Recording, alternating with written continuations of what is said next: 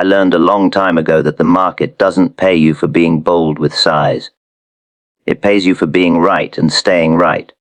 Most men come in swinging, full of confidence, thinking big trades make big money. But tell me, how often does that confidence last when the tape turns against them? The market has a way of humbling anyone who tries to force it. Small trades remove emotional pressure, and that truth took me years to learn the hard way. When your position is too large, every tick feels personal. You stop reading the chart and start defending your opinion. The market doesn't care about your opinion, and it never has. Have you noticed how calm your thinking becomes when the risk is small enough that you can breathe? A modest position lets you observe instead of react. You can watch price move without flinching, without needing every bar to go your way.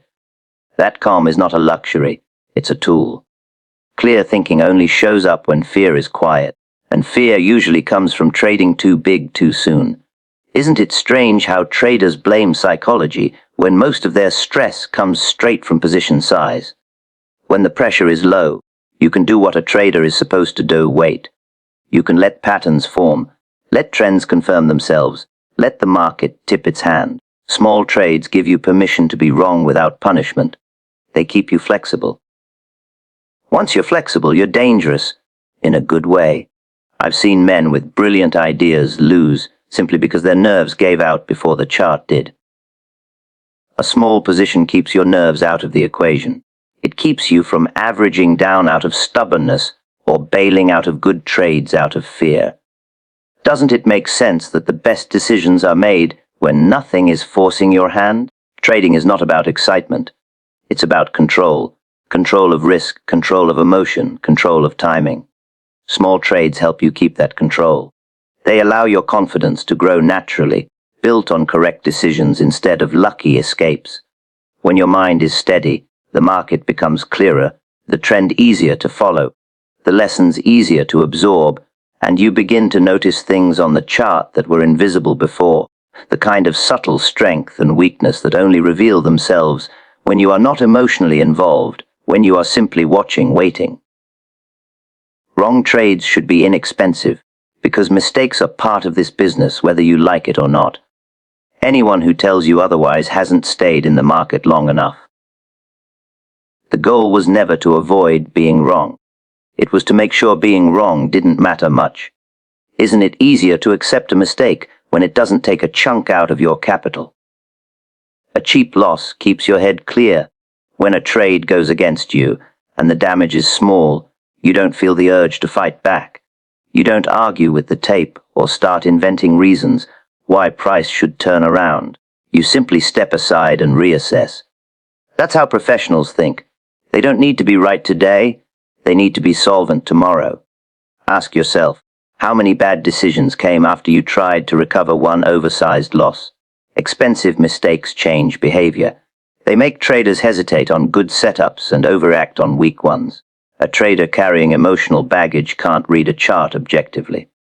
When losses are kept small, confidence stays intact, and confidence built on discipline is far stronger than confidence built on hope. I always believed that the market charges tuition. The smart trader keeps the fee low. You pay to learn, but you don't overpay. Every small loss is information. It tells you something about timing, about trend, about your own patience. But that information is only useful if you're still calm enough to hear it. Keeping wrong trades inexpensive also preserves flexibility. You can change your mind without regret. You can re-enter when conditions improve. You're not tied to a bad idea simply because it cost you too much to abandon it. Doesn't freedom of action matter more than pride?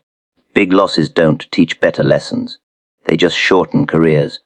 Small losses let you stay in the game long enough to recognize when the market is offering real opportunity, when the odds quietly shift in your favor, when the tape starts to act right again, and when you're mentally prepared to act without fear, without urgency, without the weight of past mistakes pressing on every decision, because nothing clouds judgment faster than knowing one more wrong move could hurt far more than it should. Let price prove you right, because opinion has never paid a trader a dime. The market doesn't reward anticipation, it rewards confirmation. I learned early that being early feels the same as being wrong, especially when the tape refuses to follow your thinking. Have you ever noticed how confident an idea feels, right up until price disagrees with it? A trader's job is not to predict, but to observe. Price tells the story long before the news does, long before the crowd catches on. When you wait for price to confirm your idea, you remove ego from the trade. You're no longer trying to show how smart you are. You're simply responding to what is.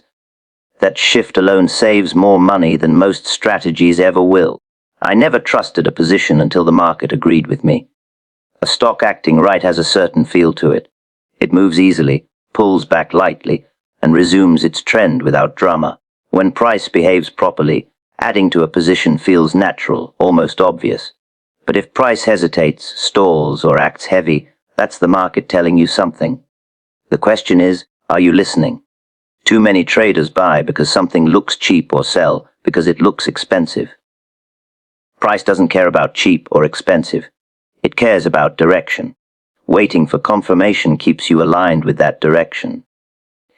It keeps you from forcing trades that aren't ready and from sitting through losses that never should have happened. Isn't it easier to hold a position when the market is doing the heavy lifting? When price proves you right, your confidence comes from facts, not hope. You don't need reassurance. You don't need to check every tick. The trend does the talking. That's when trading becomes simple. Not easy, but simple. You wait, you enter, you manage risk, and you let the market continue to prove your decision with every new bar, every higher low, every clean breakout that follows through, reinforcing the idea that patience was not hesitation but preparation. Confidence should come from data, not from how strongly you feel about a trade.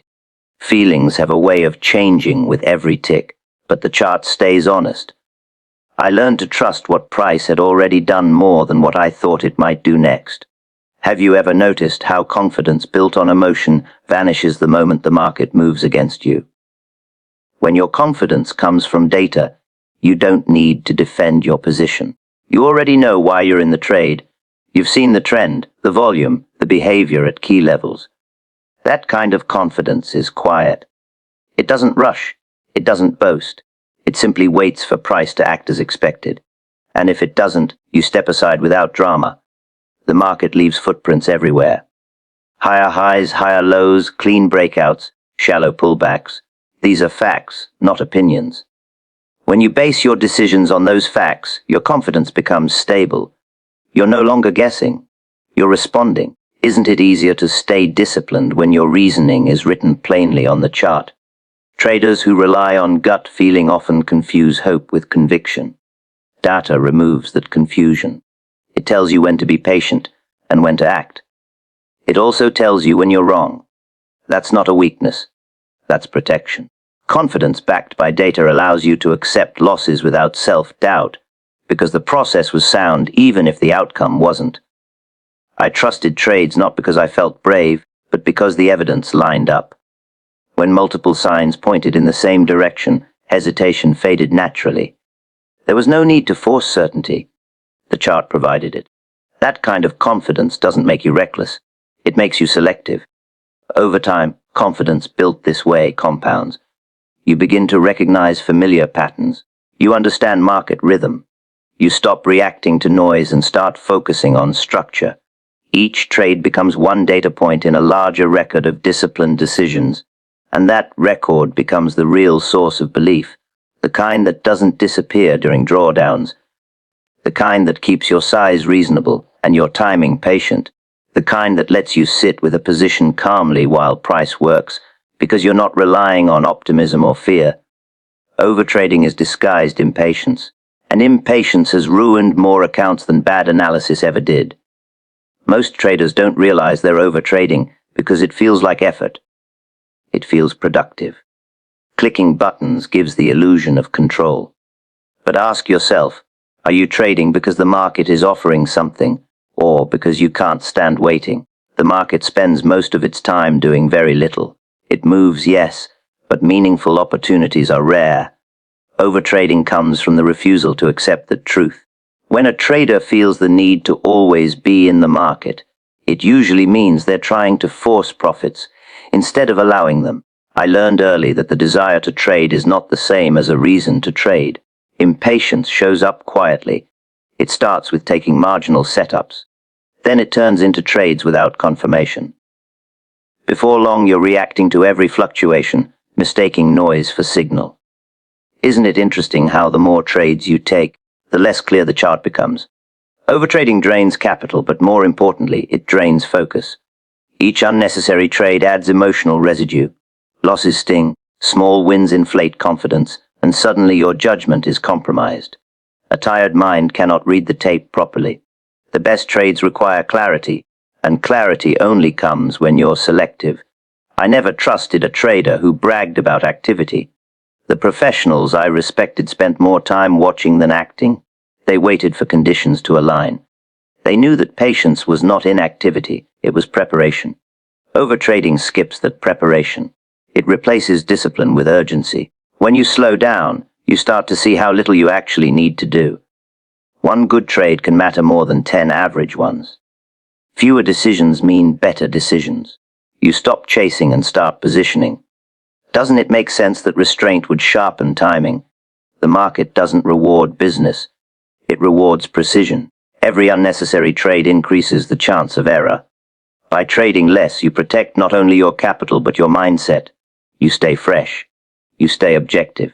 You keep your confidence grounded in process rather than impulse, and you begin to understand that waiting is not lost time, but part of the work itself, the quiet part where observation replaces action, where patience builds pressure, where the real edge forms long before any order is placed, while others exhaust themselves clicking in and out of trades that never needed to be taken in the first place.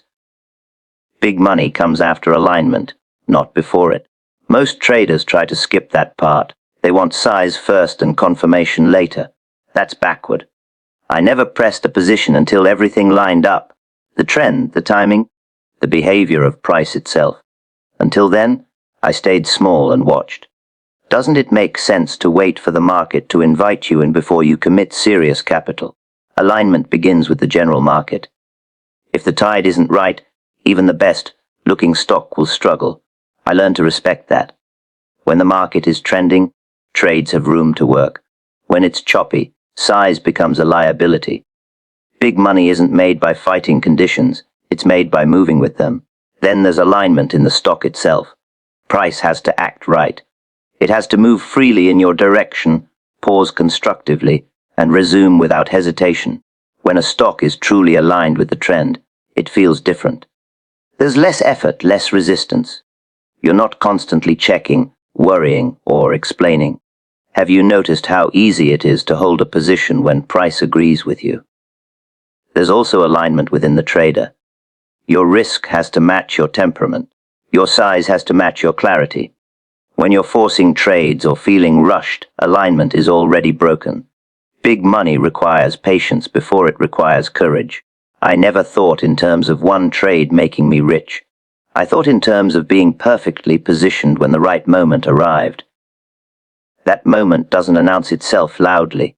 It shows up quietly, after weeks of waiting, after many small tests, after the market confirms your read again and again. When everything aligns, pressing a trade doesn't feel reckless. It feels logical, almost inevitable.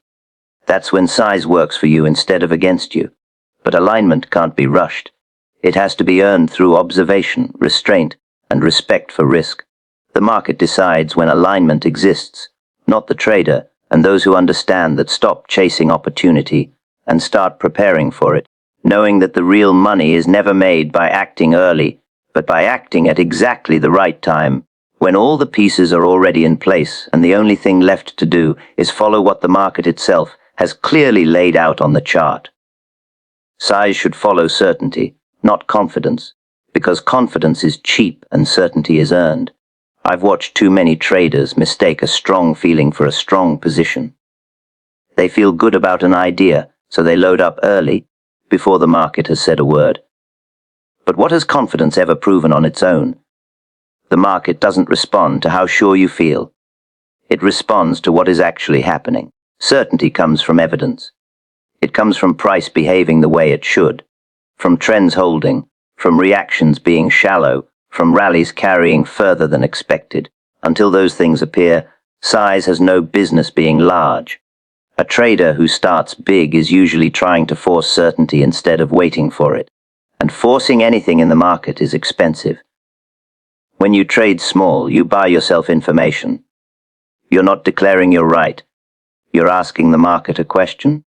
If the answer comes back favorable, certainty grows naturally. That's when size can increase without stress. Isn't it easier to add when the market is already moving your way instead of hoping it will? Confidence often comes from ego or recent success. Certainty comes from alignment. One is emotional, the other is factual. The trouble starts when traders reverse the order, when they bet big first and look for proof later. By then, they're trapped. They can't think clearly because too much is at stake. I always believed that size was a consequence, not a cause. You don't trade big to make a trade right. You trade big because the trade has already proven itself. That distinction keeps you patient. It keeps you disciplined. It keeps you alive. The market is generous when you respect it and merciless when you don't. Letting certainty lead keeps you in step with reality. It prevents reckless decisions dressed up as conviction. Over time, this approach changes how you see opportunities. You stop chasing and start waiting. You stop trying to impress the market and start listening to it. Your trades become fewer but more meaningful. Your risk becomes controlled instead of emotional. And your growth becomes steady instead of dramatic, built on confirmation after confirmation, each one adding a little more certainty, a little more clarity, a little more reason to increase size, only when the market itself has already done the hard work of proving you right. Small losses keep judgment intact, and judgment is the only real edge a trader has. Once judgment is damaged, no system can save you. I learned early that a trader who fears being wrong will stay wrong far too long. Isn't it strange how the pain of a small loss feels large in the moment? Yet it's the large loss that quietly destroys the ability to think. A small loss is a clean cut. It heals quickly. You take it, you note it, and you move on with your mind still sharp. There's no need to explain it away or justify it. The market simply didn't agree, and that's that. But when losses grow too large, they linger. They follow you into the next trade. They whisper doubt where confidence should be and urgency where patience belongs. Judgment depends on clarity. Clarity disappears when fear takes over. Fear usually enters when too much money is at risk. That's why keeping losses small is not about money alone. It's about protecting your thinking. How well can you read a chart when you're desperate for it to turn? I've seen traders become cautious after a big loss, but not in a good way. They hesitate on proper entries. They exit too soon. Or worse, they revenge trade, trying to erase the damage instead of reading the market. Small losses prevent that spiral. They keep your behavior consistent. When you accept small losses as part of the business, you stop personalizing them. You don't feel attacked by the market. You stay objective. Each trade becomes just another decision, not a referendum on your ability or intelligence. The market tests traders constantly. It tests patience, discipline, and emotional balance. Small losses allow you to pass those tests without distortion. They preserve your confidence in your process. They allow you to stay flexible, to change your mind quickly, to adapt without hesitation. A trader with intact judgment can recover from almost anything. A trader with damaged judgment rarely knows when they've lost it. That's why protecting your thinking matters more than protecting your pride. Losses are inevitable, but confusion doesn't have to be. When losses are kept small, your mind remains clear enough to recognize opportunity when it appears, calm enough to wait when it doesn't, and steady enough to continue operating with logic instead of emotion, trade after trade, decision after decision, without carrying the weight of past mistakes into moments that demand full attention and honest interpretation of what price is actually doing right now. The first trade is only a test, and treating it as anything more is where most trouble begins. I never trusted my first entry, no matter how good it looked on paper. The market has a habit of humbling certainty, and the first position is simply my way of asking the market a question. Isn't it wiser to listen before you speak too loudly? A test trade keeps you honest. It forces you to admit that you don't know yet. You're waiting to find out. When the position is small, you're free to observe how price behaves after you enter. Does it move easily in your direction, or does it hesitate? Does volume confirm your idea, or does it dry up? These answers matter more than the idea itself. Most traders want to be right immediately. They want the first entry to be the big one. But the market doesn't reward impatience. It rewards confirmation. A test trade lets you stay involved without being committed. You're present, but not exposed. That balance keeps your judgment clear. Have you noticed how much easier it is to think when nothing urgent is at stake? If the market proves you wrong, the test trade does its job. You exit with little damage and valuable information. If it proves you right, you now have something better than confidence. You have evidence. That's when pressing the trade makes sense, not before. I always believed that the market should earn my commitment. I didn't give it size up front. I let it show me strength first. The first trade is not about profit. It's about behavior. It's about seeing whether the market acts the way it should if your read is correct. This approach keeps you from forcing trades and from marrying ideas. You're not attached. You're evaluating. Over time, this habit changes how you trade. You become more selective. You stop rushing. You wait for the market to invite you further in. A trader who understands that the first trade is only a test stops trying to predict outcomes and starts measuring reactions. Each small entry becomes a conversation with the market, each response a clue, each confirmation a reason to continue, each hesitation a warning to step back, and the entire process becomes less about proving yourself right and more about staying aligned with what price is actually doing as it unfolds in real time. Survival is the trader's first edge, whether he recognizes it or not. Before profits, before skill, before confidence, there must be survival. A man who can't stay in the game long enough has no chance to learn its rules. I learned early that the market is not conquered in one campaign. It's endured over time. Isn't it curious how many traders focus on how much they can make before they consider how much they can lose? Most mistakes don't come from lack of intelligence. They come from exposure that's too large for the account and the mind to handle. When survival is ignored, every trade becomes dangerous. Pressure builds. Decisions rush. Judgment bends. The trader stops thinking in probabilities and starts thinking in escape routes. Survival means respecting risk even when opportunity looks obvious. Especially then, the market doesn't announce danger in advance. It reveals it after the damage is done. That's why staying small, staying flexible, and staying liquid matters more than being aggressive. Capital preserved is opportunity preserved. I never admired traders who made spectacular gains quickly. I watched the ones who were still standing years later. They understood that the market rewards longevity. Every day you survive, you gain experience. Every cycle you live through sharpens your instincts. Survival gives you repetition, and repetition builds understanding. A trader who prioritizes survival doesn't need to prove anything. He doesn't chase every move. He waits. He knows there will always be another trade. That knowledge removes desperation. Desperation is what kills accounts, not bad setups. When survival comes first, losses are controlled, position size is measured, and ego stays quiet. You stop thinking in terms of winning and losing, and start thinking in terms of staying aligned. The pressure to be right fades, replaced by the need to remain functional, clear, headed, and ready. Survival also builds confidence of a different kind. Not the loud kind that pushes size, but the steady kind that trusts process. You begin to see the market as a long conversation rather than a single argument.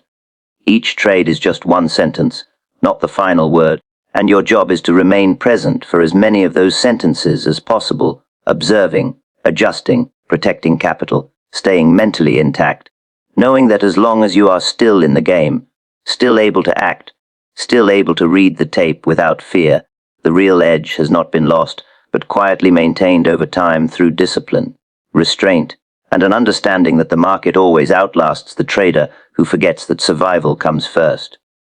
Trading smaller isn't an act of fear. It's an act of respect. Respect for risk, for uncertainty, for the simple fact that no chart ever owes you anything. When you trade small, you give yourself room to think. You let the market speak first. Isn't that what the tape has always done? Tell the truth to those willing to listen.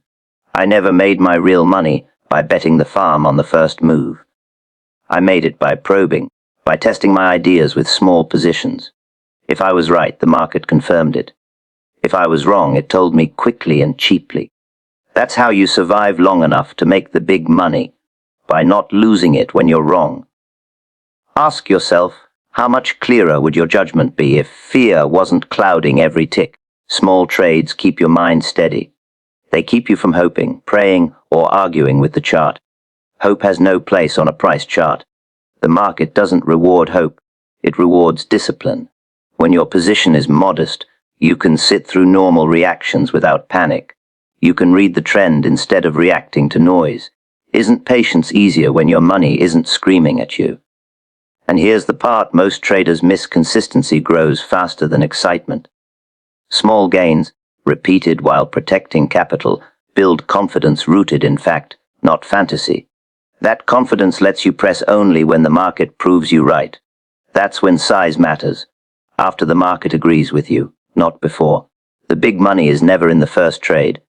It's in staying alive, staying sharp, and letting the market pull you in deeper only when it's ready.